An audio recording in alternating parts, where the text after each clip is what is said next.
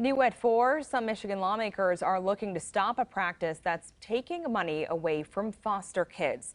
Some children qualify for Social Security checks because they have a disability or have lost a parent. When they are placed in foster care, the Department of Health and Human Services sometimes cashes those checks on their behalf to reimburse the state for the cost of foster care that other children receive for free. In this upcoming fiscal year, Michigan is set to receive $3.6 million from this practice. About $500,000 goes to local governments. If the bill passes, that money would be replaced by the general fund. It's really not good enough to say, let's just stop doing this. I think the previous legislation that's been introduced said, let's just stop seizing these assets. But we actually have to figure out, what are we going to do with the assets? And so what our legislation calls for is putting these funds into ABLE accounts. These are specific trust accounts that the state developed, for folks in these kinds of situations, folks who are disabled, others. And this would allow them to keep these funds in these ABLE accounts. That way the funds are secure and monitored. And CBS Detroit's Andres Gutierrez is on your block in Ann Arbor and spoke with a U of M grad who says the state took almost $20,000 when he was in foster care.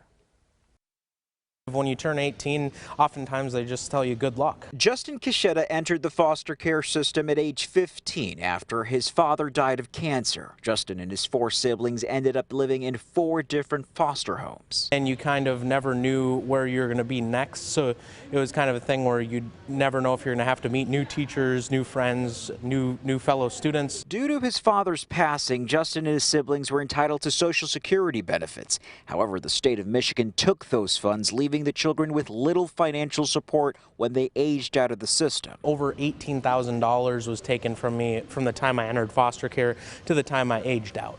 And, that money could have been used for things like, maybe getting your first car, getting your first apartment, helping to afford a college education, or get your first job. Justin is now advocating for legislation that would ensure those funds support foster kids directly. Well, I can tell you from many of the kids that I experienced foster care with, they've ended up, struggling from addiction, homeless, or worse. These are amongst the most vulnerable children in our entire society. So I think that putting those funds towards making them self-sufficient so they won't end up becoming dependent on taxpayer assistance, which could actually cost more money in the long run, than just giving kids the money that was intended for them.